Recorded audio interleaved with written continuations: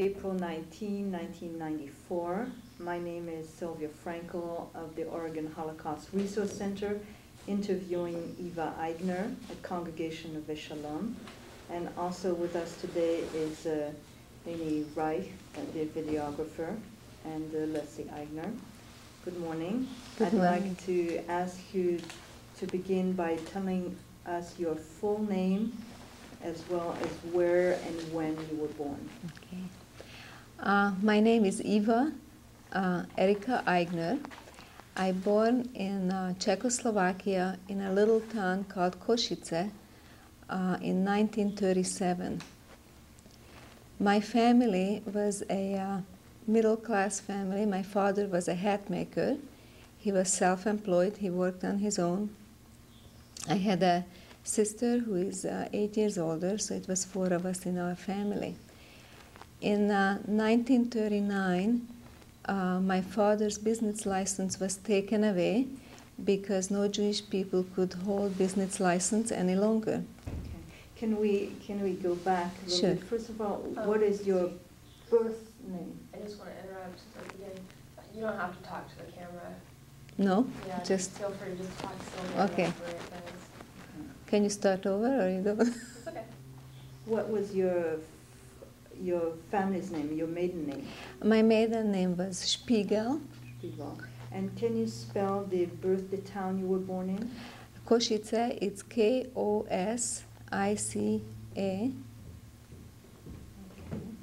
Okay. And in Hungarian it was called Kassa, K-A-S-S-A. Now, you said that you were born in Czechoslovakia. Slovakia. Was that part? At the time I born, it was Czechoslovakia. And a couple of years later, it was attached to Hungary. Just like some of these towns in Czechoslovakia, the borderline changed all the time. Right. So then later I became a Hungarian citizen. Can you tell us about your extended family, grandparents' names, if they lived with you, how long your family had lived in that town in Czechoslovakia? My father's family lived in Czechoslovakia for, I really don't know how many years back, but at least a couple of generations lived in that area. And his father was like doing plumbing jobs and had 4 brothers and 1 sister who all lived in the area.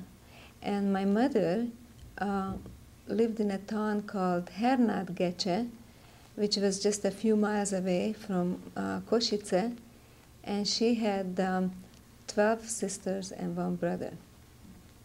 So you had a large family. A large where family, you lived with large cousins. family.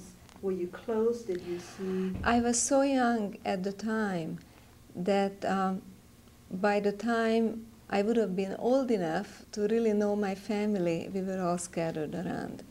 But I do know from my family that with the cousins and wives and husbands, it was 30-some people in the family. Do you remember your grandparents? Very vaguely, because the last time I saw them, we went visiting them when I was about 5 years old, and that was it.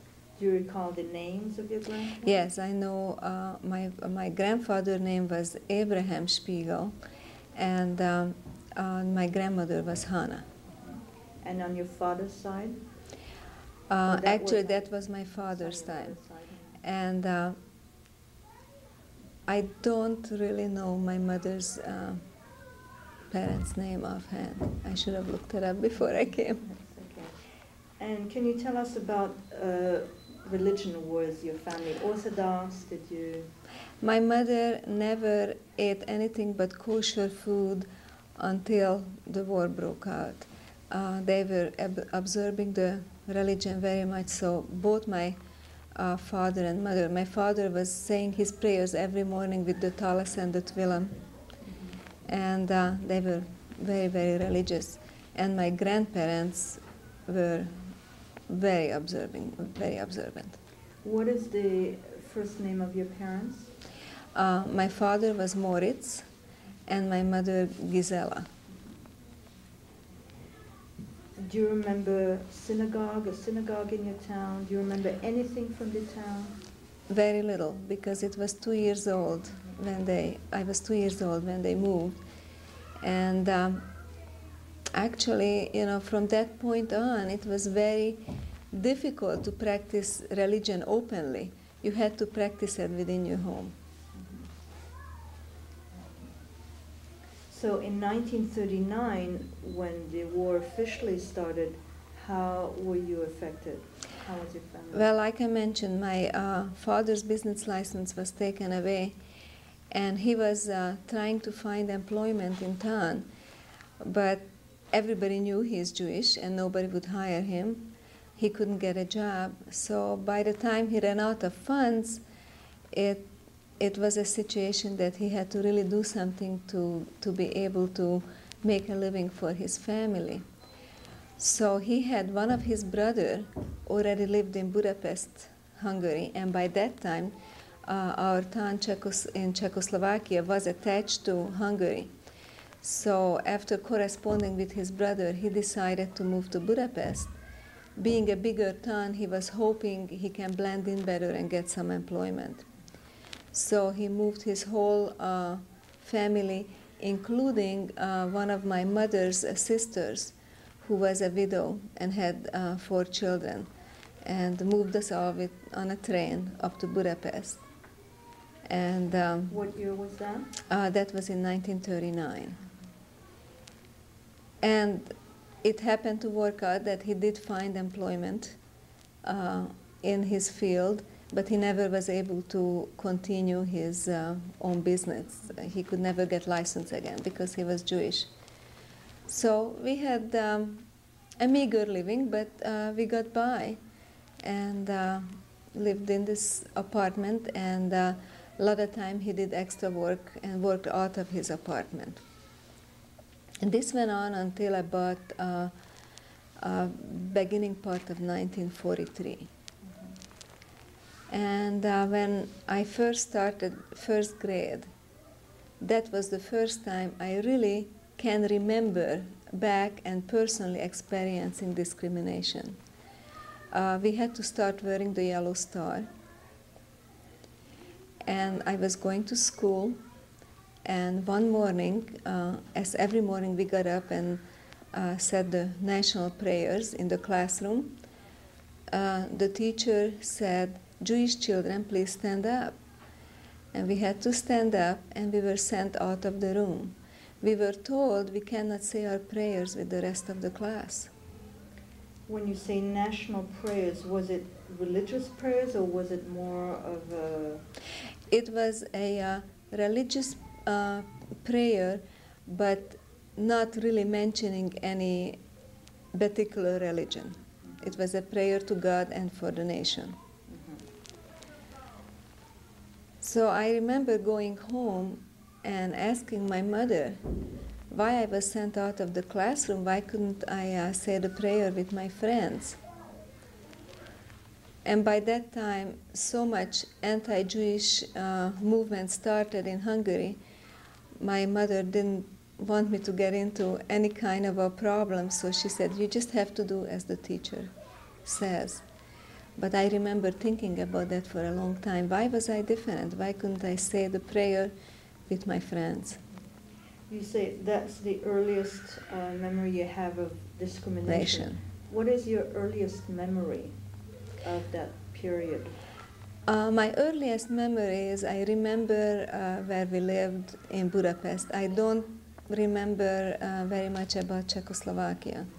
But do you know in Czechoslovakia if the town you were living was large and if it was predominantly Jewish, or? It was a smaller town, about 70 to 100,000 population, and a certain section of the town had a pretty good size Jewish population. What do you recall of the apartment you lived in Budapest? The area, the other town? That was yes, that part of Budapest had actually quite a bit of Jewish population comparing to the rest of it. And this area was very close to the area which became the ghetto later. Did your family continue to be observant in Budapest? Do you have memories of that? Yes, I remember of having the Passover dinner, and my father continually, did his praying, and he went to synagogue a couple of times, and I remember a synagogue called Betlentér in Hungary, which we lived close to. But too much open observing people didn't do, because they were worried when they come out of the synagogue after prayer, are they going to be singled out? Are there going to be any problems? So it was slowly diminishing. Everybody continued their religion in their own homes. You said you had an older sister? Yeah, I had an older sister. She was 8 years older. And she went to a public school as well? Yes. Was there ever any mention of sending you to Jewish day schools? Or? Yes. In fact, she went to Jewish school in this particular, by the synagogue, what I mentioned on Betlentér. There was a Jewish school. But by the time I started school, the Jewish school was closed. So she did attend there for a few years. Do you remember the street your apartment was on? Yes, it's called Elemer utca. Can you spell it? Elemer and street. Right. And the number on it, 23. We lived on the 3rd floor, apartment 16. I have a cousin who still lives there, and I visited. In that very same apartment? Yes. She was a cousin who was moved with us from Czechoslovakia. What is her name? Her name is Yoli. And what other memories do you have of the school and of religious observances and family? We were a very close-knit family, and we observed every Friday night. We had the candle lighting, and my mother always baked the challah. I have very fond memories of the family gatherings, and basically our religious life was continued up to the point until it was impossible to continue, when the war got to the point that our life was so interrupted. And then, unfortunately, after the war, we didn't practice too much religion again, because it was communist Hungary and it wasn't allowed. When you encountered those incidents of anti-Semitism, was there any talk ever in your family of trying to move elsewhere?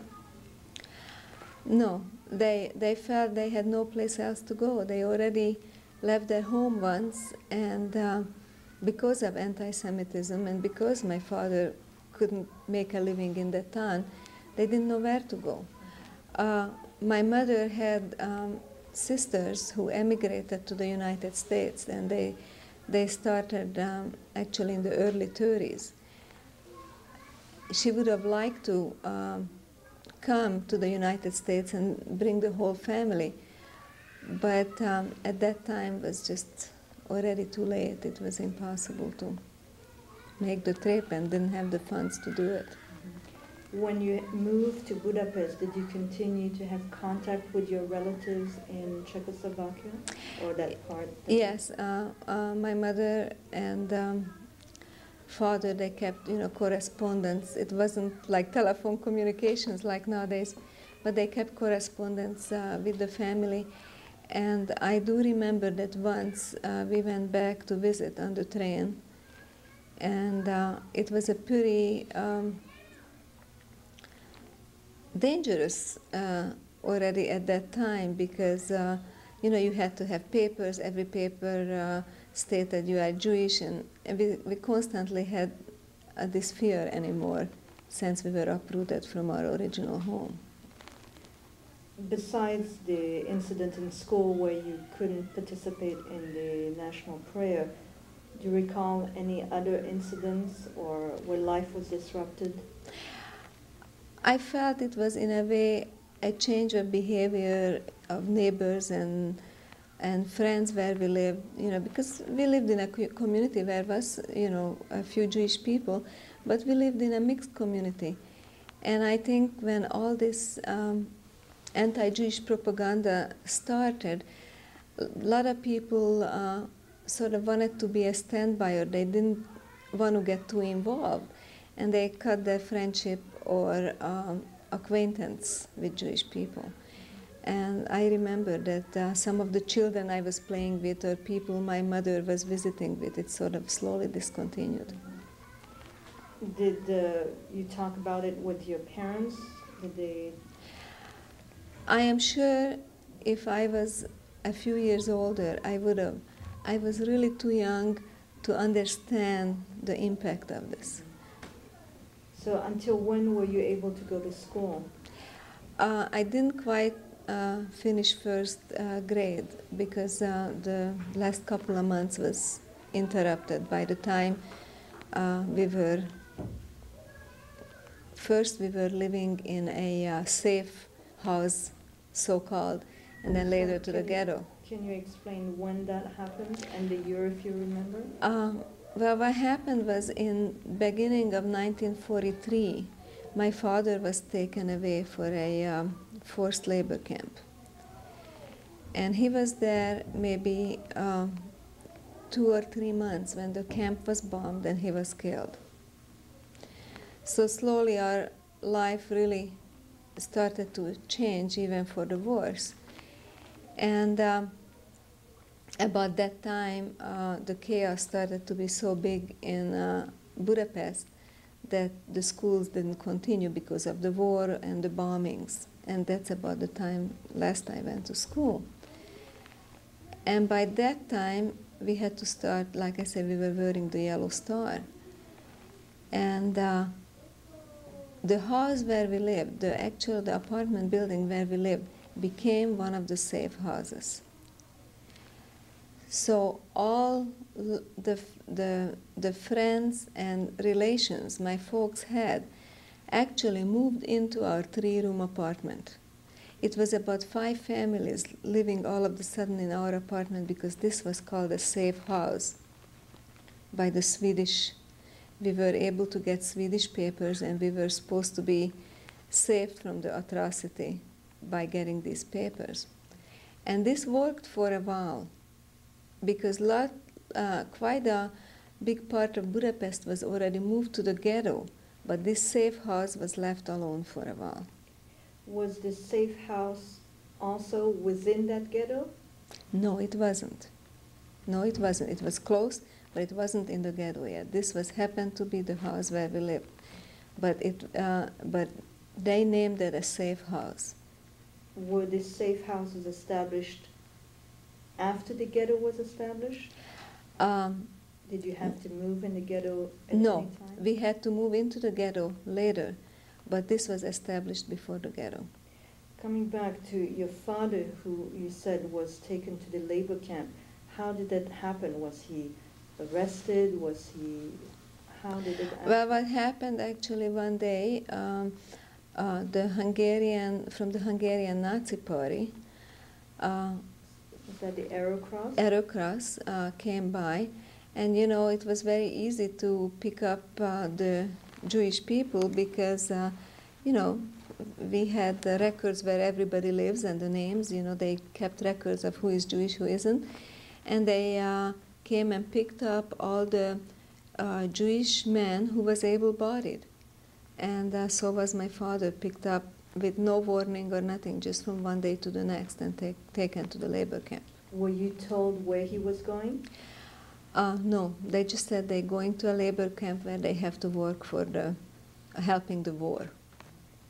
Did you find out where that labor camp was? Actually, I'm sure someplace I have record of it, but I don't know the name of the town. Did you ever have contact with your father? Yes, I still have several postcards that my mother saved that he sent. What What did he write from the labor camp? Well, he just wrote life is very hard, they are working very hard, food is very scarce, and how much he is missing the family. Were you able to send anything to labor camp? For a while. For a while my mother was able to send food, but it got to the point that she didn't have anything to send anymore either, because she could hardly provide for my sister and me. Did you ever see him again after No, he was taken? we never saw him after he was taken. And the way he even found out how he died, that one of the men who was his friend and he was with, he survived that bombing. And later on, he took off my father's pocket watch from his body and brought it back to us. By whom was the labor camp bombed? By the Germans. Actually, it was a fight between the Russians and the Germans, and it was bombed by the Germans. How did you survive after your father no longer worked at home and provided? Well, it was very difficult with all this family who moved in to our place. It was basically a hand-to-mouth situation. Everybody bought whatever food they were able to put together into this apartment, and we shared. The woman tried to cook some meals, and as the time was going by, it got less and less, and whatever funds, we had, we tried to shop food, whichever was available. Could you still go out? Yes, we were still able to go out, but it was a restriction until dark. You had to be in a certain time in your apartment. And were there other changes after you had? Well, you were a lot of changes. You were not allowed to go to public places, like you were not allowed to go to a movie or to a library or anything which was public. You were just able to go to the market, or if you had a job to go to, you still could continue, but it was very, very, very restricted. And this was going on for about 2-3 months before we got the word that my father passed away. And about 2-3 weeks after he passed away, the Cross Arrow men came by again, and they started to pick up people who were still strong enough to do some labor and was left. So they took my mother, who was 38 years old at the time. And my sister and I was left with my aunt, who was, my mother's sister was quite a few years older than my mom, and she was left behind. Well, that was devastating when my mother was taken too. Even with a small child's mind, I really measured up to it, that who is here now to take care of us? And my sister, who was 15 years old, she really had to grow up in a hurry and become a mother and a sister. And as that was a terrible time. I still remember how my mother cried when they took her, and how we cried. It was hard. And so, as I find out later from my mother, they took the woman and a few more able-bodied people who they gathered around from the safe houses, and they put her on a train, which they didn't know exactly the destination, but they were told they're going to some camp. And at one point, when they opened the door on the train to put in some food, my mother jumped off of the train and hid. Well, she was captured by a German soldier on gunpoint. And my mother spoke Yiddish and Czechoslovakian and a little bit of a German. Her generation spoke a lot of languages. And she got on her knees and begged this soldier. He said, "Please, my husband is already killed, and I left 2 children at home, and if I don't get back to them, they're not going to survive." And for some reason, this man had a heart. And he pulled out a picture from his wallet and he said, "You think I like to fight this war?" He says, "I have a wife and 3 children back home," and showed it to my mother and let her go. She got back to Budapest. She hid in the back of a truck and somehow got back to Budapest and got back to the safe house looking for us, where she couldn't find nobody. And she had a few valuable things hidden in the apartment and some money. And she took out her yellow star. She didn't wear it any longer. And put her valuables in her clothing and hid it. And find out from one of the neighbors that they emptied the safe house on that day. And as she understood, they were taken to the ghetto. Well, my mother, as she was going toward the ghetto, talked to somebody and find out that they took all the children out of the groups and they took them down to the riverfront of the Danube.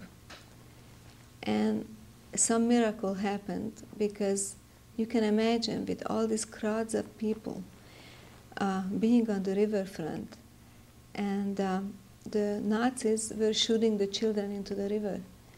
They didn't want to bother with them. There was no place to keep them. And my mother, somehow from the line, heard my sister's voice. She took out her valuables and her money, whatever she had left, including her wedding ring, and gave it to this cross arrow man. He said, "Please pull those kids out from the line." And she pulled us out of the line. I remember, the one thing I remember so distinctly, it was so cold at night. And I took my comforter out of the bed, because they took us out at night from the bed. And I took the comforter along.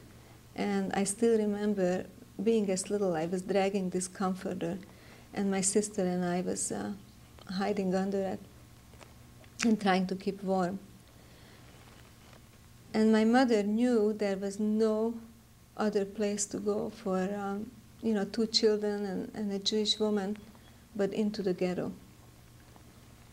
And she sneaked us into the ghetto, and that's where we basically stayed until the war ended. Now, you said you were in a safe house, and yet your mother was taken away Yes. from the safe house? Evidently, the safe house only lasted for a while. And then they disallowed the safety, and they started to pull people out of there. How much time had passed between the time your mother was arrested and when she was able to come back? About 2 weeks. So, and was it the Nazis who killed the children? Or Yes. was it the Arab crowd? The To me they all seem the same. But it was the cross arrow under the provision of the Germans. What happened to you after your mother was taken away, to you and your sister? My mother, when my mother was taken away, my sister and I stayed in the apartment, and my aunt took care of us for a while. But they were taken to the ghetto already, and they left the children behind. So we were in that apartment, my sister and I, for a couple of days before we were taken out to the river. Do you have any memories of those days, what you did, how you Very ate? little. I just know that we tried to hide in that apartment. My sister was a teenager. She was also worried. A lot of the young women were raped. So we were sort of trying to stay in that apartment and hide. Mm-hmm. How far was the ghetto from the safe house? About 15 blocks, 10, 15 blocks, not too far. Did they give warning when you would go to the ghetto, or? It was really no warning, because one day the Arrow Cross men came and they had people packing, and that's when they took my aunt and some of the people who were still in the building and in the apartment. But they didn't take the children. We had nobody to claim us. But they basically told us that the children will be taken care of by the Red Cross. Did you ever see the Red Cross? I never saw the Red Cross. And so when were you taken to the ghetto? Well, like I said, we were not taken to the ghetto. We were picked up and taken to the riverfront, and my mother took us into the ghetto. And that when they took you to the river, that was in the middle of the night? It was in the middle of the night. We were yanked out of bed. Do you remember what time of year it was and what year? Definitely it was cold winter, because we were freezing to death and we barely had a chance to get dressed. We heard later that not hundreds but thousands of children and oldsters were killed by the river at that night. Was it already 1944? It was 1944. It was actually, we only been in the ghetto for about 3 or 4 months, and that was in the spring of 45 when we were liberated. When you went, did they tell you where you were going when they pulled you out of bed that night? Well, that's what they told us, that the children go to the Red Cross. What do you have any recollections from that? I just remember being horribly scared and hanging on to my sister and crying and waking up at night and shaken up, and my sister would tell me, "Don't cry, everything will be okay, the Red Cross will take care of us." And then was it shortly thereafter that your mother found you? We stood in that line, seems like for hours, when she found my sister. What do you remember from the ghetto? Were there many children there? I remember, seems like I remember more about the ghetto. It was at least 30 people put into this apartment, because it was a section of the town, it was people's apartments, what they used for the ghetto. And we barely had room to lay, and they were like once a day feedings where we had to line up and with a pot and everybody got some food. And I remember my mom always pushing me on the front of the line because I was so little, hoping that maybe we get food before they run out. Because a lot of times, you know, you lined up for the food, and by the time it got to the end of the line, there wasn't enough to go around. I also remember in this apartment, as my mother looked into the cupboards, in one corner she found a piece of bread which was so moldy and so dry that when she broke it apart, it was dusting all over. And we ate it like it was hot cake. We just were so pleased to have some food. And then, of course, the conditions were really bad in the ghetto, and we all contracted typhus. I remember having head lice. I had long braids, and my mother cut my hair with a scissor. She said, you know, maybe the only way we can get rid of this. But it was no cleaning conditions where it's that many people put together. And by that time, it was daily bombings. We could constantly were explosions and bombings. So a lot of times we had to all go down and be in the basement. And people were very sick with not enough food and the dirty conditions. So they all, a lot of them contacted typhus, and we were very, very sick. So my recollection of the ghetto is very hard. When you say you had to line up for food, who ran the ghetto? Were there... The Cross Arrow men ran the ghetto.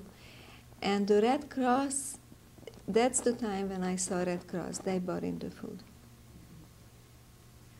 Was there a Jewish council Jewish people in charge of the ghetto? If it was, I don't know. And what was your schedule like in the ghetto? Did they try and organize schools or? There was no organization of any kind. It was just sort of like hoping and waiting God that the war will end and we survive. Do you have an approximate idea how big the ghetto was, how many people were in that ghetto?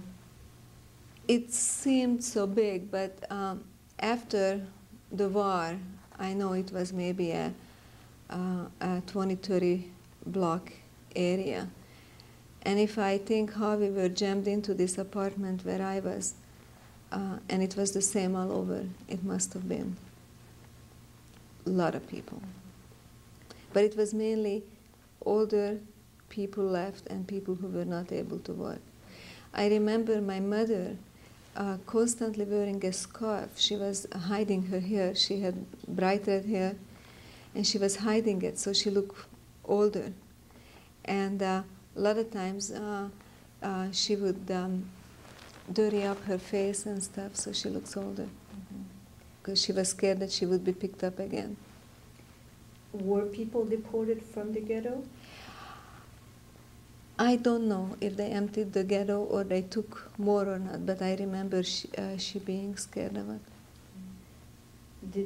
Were you reunited with your aunt? Yes, we were reunited with our aunt in the ghetto. In fact, we survived it together. At that time, did you have any contact with family elsewhere? Nobody else, and my aunt was terribly concerned. She didn't hear a word, anything about her 4 children, who were all at that time between 18 to 27, 26. She didn't hear anything from nobody. Had they been taken to a labor camp as well? My cousin, who's still alive in Hungary, she escaped and she ended up working as a household help someplace. She somehow was able to get false papers, like she's a Gentile. So she survived it like that, which we didn't know until after the war. Then her youngest son was taken to a labor camp, who also survived. He was beaten so many times, so bad, that he never was an able-bodied person after the war. The third son ended up in the United States. He was in a concentration camp. When he inquired about his family through the Red Cross, they said nobody survived. So he automatically, as a refugee, came to the United States and find out about his family later. And one son died in Auschwitz. Do you remember if in the ghetto you still had some kind of a religious life? Yes, people were still trying to say the prayers, and I think at that time, like my mother too, she realized that she couldn't keep to the kosher rule because she's not going to survive. Any kind of a food was important to eat for nourishment, but I think her religion kept her going. She was constantly praying, and she constantly was praying that she could help her children to survive. What are your recollections? Did you think you would survive? What were your recollections of that time? I remember how much I wished that we would have some heat and food again. And as a child, I think I just was going from meal to meal, to day, and I think what the biggest happiness was for me when my mother came back. And I had this terrible fear all the time that she will be gone again. And I was just, my mother said that she had to sit with me, she had to sleep with me. I would absolutely not let go of her. I had this tremendous fear all the time that we will be separated again. How long were you in that ghetto? We were in that ghetto until spring, in April. So I figure we were about 4 or 5 months. Was that April 1945? 45. You said there was a lot of typhus. Did you get sick? Yes, I remember had horrible diarrhea and passing blood, and by the time we were liberated and we were allowed to go out of the ghetto, I couldn't walk out. My mother and sister carried me, and they said that they were very concerned that I was so run down. Who liberated you? The Russians. The Russian soldiers came into Hungary and liberated Budapest. Do you remember that day? I just remember that everybody said, we can go home, which I didn't quite understand. The war is over. And they started to walk out of the ghetto, my aunt, my mother, my sister, and I, and they were taking turns of carrying me. I remember that. And as we were walking out of the ghetto, everybody was just so starved. There was a horse laying, which was shot by bullet on the ground, and somebody said, "This horse is still warm." And to this day, I remember in 2 seconds, I saw a skeleton of the horse laying there, because everybody was running and cutting off of chunks of meat and taking it home and cooking it. Where did you go? We went back to the apartment where we always lived, and my mother was shocked. There wasn't not one stitch left in that apartment, including the furniture, and everything was carried away. I remember her crying. She says, "How am I going to cover up my children for night? I have nothing here." There was nothing left. And she went downstairs to the manager's apartment and came up, and she says, "You won't believe it. My furniture is in the manager's apartment." She went back down again and told them, "This is my furniture, you have to give it back to me." And they threatened her and called her a liar and everything. And she turned one of the chairs over, and the stamp of the railroad coming from Czechoslovakia, from Košice, still was on the chair. So my mother said, "You're either going to bring this furniture back to me, or I will get some authorities and make you move it back." Well, they gave us back. So that's the only thing we really recovered. And that's all she had after the war. And being a widow, a few months later, when things started to settle down a little bit, she got a license to be able to sell like popcorn and chestnuts and different things on a street corner. And that's how she started to make a living for us. Did you try and make contact? Did you find out about other relatives? Yes, they tried to make contact. One of my father's brother came back, who also sort of helped us for a while to be able to survive. And my aunt's daughter and the one son who came back so sick. And we find absolutely nobody in Czechoslovakia.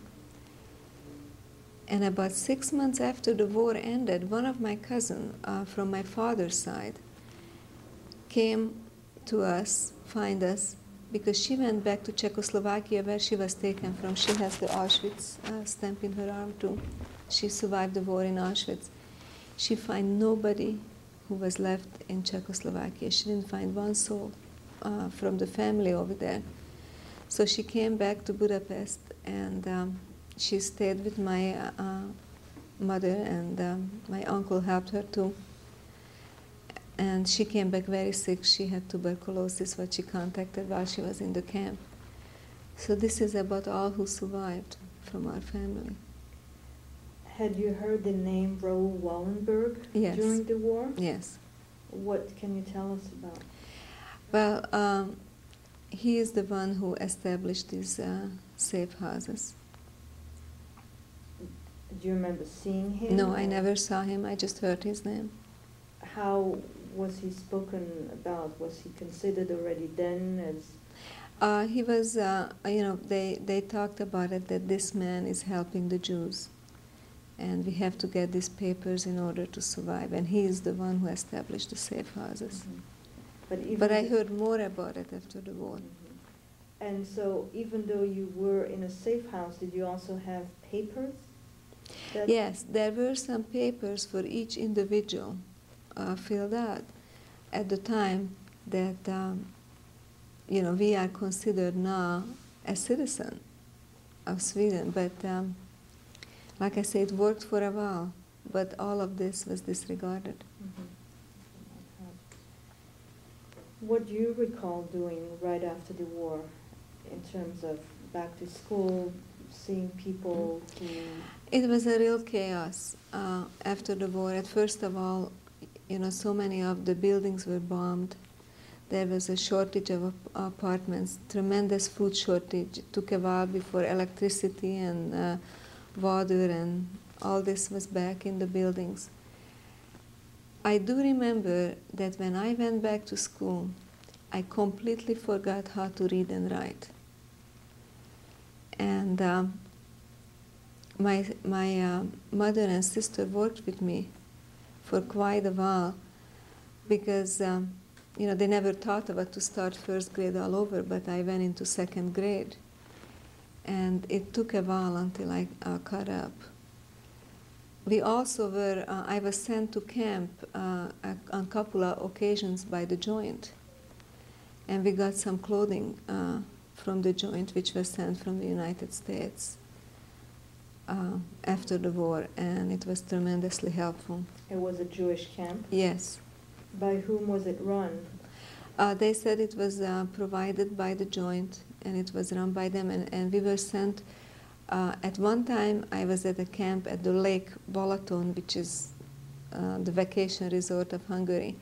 Then one time is the nearby hills of Budapest, where they had like a sanatorium where they send the children to recover. That was right after the war? Right after the war. Was there ever talk in your family of not staying in Hungary after the war? We were thinking. My mother was thinking at the time, should we leave, should we not? But she was a very sheltered person until the war broke out.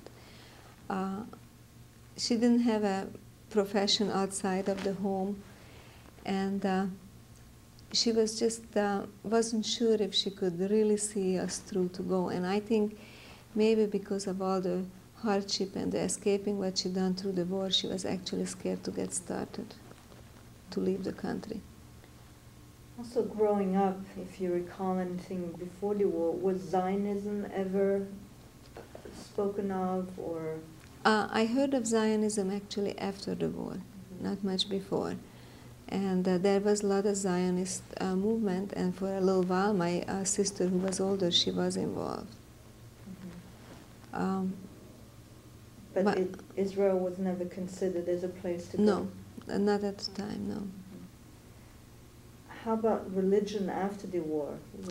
Did your mother completely stopped, because after the war we had communism.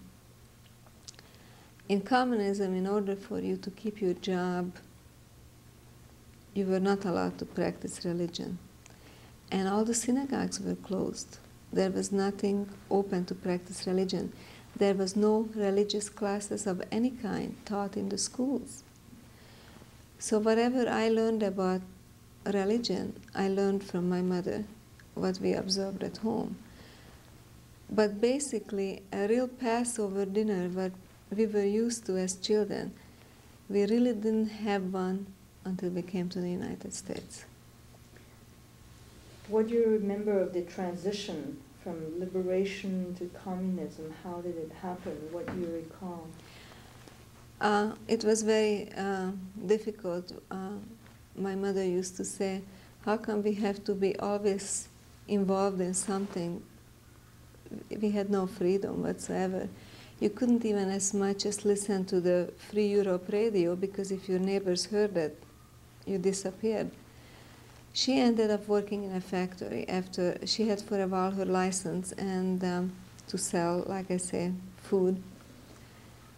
And then when the stores opened and things became more organized, that wouldn't be enough to make a living. So she went to work in a factory. She was sewing undergarments. And she had to work in 3 shifts, 1 weekday, 1 week afternoon, and the following week at night. And my sister got married when she was quite young. She got married by the time she was 17. And her husband was a survivor of the concentration camp too, and he had no family left, so considered my mother as his mother, and we continued to be very close. Then when my sister had her first child born after that, she came down with tuberculosis, and she ended up to be in a hospital for 3 years. So we had very difficult times because I was still in a school age, going to school. Then finally my mother stayed home to take care of my sister's child. And at that time, to live from one person's income, which was my brother-in-law's for our whole family, was almost starvation. So the quality of our life after the war wasn't much better. We had some very hard years. And all these years you lived in that same apartment you had lived? We lived in the same apartment until 1949. And then what happened, because of all this housing shortage, they were putting in strange people to share your apartment. So much of our family didn't come back who shared it with us while it was the safe house, that we ended up having all strange families living there. And it was very difficult. So my mother somehow was able to trade her part of the apartment, that 1 room, for a bombed out flat. And then my sister, her husband, and us, we practically, built it up that it was livable. And we continued living in that 1 room flat, but at least we called it, our own quarters. We didn't have to share it with so many people. And that's where I lived before I came. Do you recall any organized Jewish life after the war? Well, a lot of the Zionist movement started in Hungary, so that was part of the organization. And basically, I never attended a bar mitzvah or a Jewish wedding or anything like that in Hungary until I came to this country. And school for you, you continued your schooling? I continued my schooling. I finished high school in Hungary and worked for a short while in a collective fur company. And through a gentleman who worked there, who happened to be my husband's uncle, met my husband and got married. What is a collective fur company? What happened, after communism took over in Hungary, people who were self-employed, they either had to go to work in a factory or they were forced into these collective fur companies, and all these individual businessmen had to form a company together and share equally. What exactly did you do? I worked as a cashier in one of the stores and did bookkeeping. And when did you get married? Got married in May 9, 1956. And then the revolution broke out on the 23rd of October in the same year. And then on the 24th of December, Christmas Eve, we escaped. Can you tell us about that period of time, the Hungarian Revolution? Were you involved in politics at all? Were you? I have to tell you the truth. Because of, I think, what we went through as Jews, we so much wanted to be unknown, unnoticed, because somehow this fear, when you go through so much, never leaves you. So we didn't get involved in too much, tried not to get involved in communism. either, just to work and try to live a peaceful life. But when the revolution broke out, regardless if you were involved or not, everybody was a target if you were in the wrong place in the wrong time. So we were just newlyweds, and one morning we woke up with my husband that across the street from us, some of the revolutionaries were looking for someone, and they were gun machining into every single apartment, into other house. And the bullets were flying over us as we were laying in bed. My husband pulled me down from the bed, and we laid on the floor. Again, food was scarce. It was a tremendous chaos. A lot of people was killed. We had a very hard time. But for a while, it looked like, you know, the Russians were going to win and freedom is going to be in Hungary. And we were elated. We thought finally we're going to live in freedom. As time went by, we realized this is not going to happen because the Russians were taking back Hungary, and they wanted to put it back under communist ruling. But I think our decision was made to leave the country. One morning, we were standing in line for bread, my husband and I, and there were two men in front of us standing in the line and talking, and they said, let's take care of the communists first, and then we get the leftover Jews. And my husband and I looked at each other, and we knew in that second we're not staying in this country anymore. We went home and we started to make plans how we can leave. My husband said, I survived the concentration camp once. He says, I'm not going through this again. And that's when we decided to escape. Was it easy? What? No, it wasn't easy, especially because, see, they opened the borders. At the time when the revolution broke out, they picked up all the mines around the borders for a while. But then by December, when the Russian ruling started to get back pretty much, things were getting very hard again to leave the country. So my father-in-law and my husband's stepmother, my husband and I, four of us decided to come. And we inquired how to do the escape, and we took the train to the border of Hungary, and over there we paid money to a guardsman who was guarding the border. With what country? In Hungary. If he could, to Austria, if he could show us how to get into Austria. Well, he took us into a farmhouse where about 20 people collected on that night, and like I mentioned that before, it was Christmas Eve. We thought this would be a good night maybe to escape because the soldiers would be celebrating. We thought it would be less guarding on the border. And it was cold winter.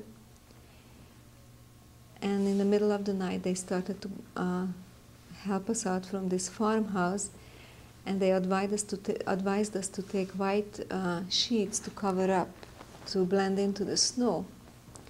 And it was like 15 adults and 5 children in this group.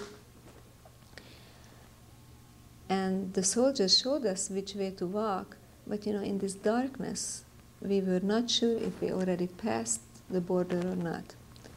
And all of a sudden, flares started to go up, and we could hear the Russian soldiers and the voices. So we didn't know, should we move, should we not, where are we? And every time the flares would go up, we would hide under the sheets because the whole area was like daylight. And we didn't move. We stayed there most part of the night until the point we thought we were going to freeze. Finally, we decided, doesn't matter who's going to find us. It was 5 little children in this group. We're going to freeze to death. So it was some corn, that was a cornfield, and they carried some of the dried up corn leaves and made a fire to warm up by. And at that point, my father-in-law and another couple of men decided to walk toward the little light what they saw. And they knocked on the window. It was a couple of miles away. And people answered in German because it was Austria already. people were very nice to us. They woke up the whole town, and they came with trucks, picked us up, and took us into this little town called Aibuhel. And we stayed in the school building. They gave us food, and that's how our freedom started. And from there we went to Vienna and got on to the last transport, actually, to come to the United States as Hungarian refugees. They had originally give 30,000 people quota to come in. Then Eisenhower gave another 5,000, and we fell into the last group because my husband's stepbrother lived in Portland, and he sent a sort of affidavit for us to come. When you made those plans to leave, did you tell anyone? No, you wouldn't want to tell anyone. The only person I told is my family. And unfortunately, my sister was still sick. She couldn't leave. She wasn't in a condition to leave. So then my mother felt she didn't want to leave her in that condition, so they stayed. But beside them, nobody in the world you would tell. Mm-hmm. Did they try to discourage you? Yes, mainly because my mother just couldn't see our family being separated. How far by train did you go to the border? How close to the border were you? About 10 kilometers away. And was there any trouble getting to the border? It would, like I say, if we didn't have a guard, we could have had a lot of problems. By having this man show the way to go, and then he told us if anybody stops us, just tell them we're going to celebrate Christmas with this family. We were not stopped. I think the timing was very good, being a holiday. So we were very fortunate. I just feel like all along, everybody has different feelings. I feel like, God was watching out for us. We went through so many miracles that I think that's the only way we survived. How soon were you able to make contact with your mother after you had crossed the border? I made contacts by, sent a couple of postcards and already from Vienna. But by the time we got to the United States, then we were really able to make contact. And then in 1966, I brought my mother out for a visit. And then 2 years later, she came and moved to us. And she lived with us in Portland and died in a ripe old age of 84 in Portland. Did she have any trouble after you had left? Did the authorities come? She was questioned, but she just said she has no idea. She didn't know it ahead of time. How long did you spend in Vienna before you came? We left in December 24th from Hungary, and by 8th of February we were in Portland. But 2 weeks of it we spent in New Jersey in Camp Kilmer, and took 10 days to come on the boat to the United States. So about a month. And what was life like? In the camps over there? Well, again, we stayed in at first we stayed in a school building for a while where it was lots and lots of,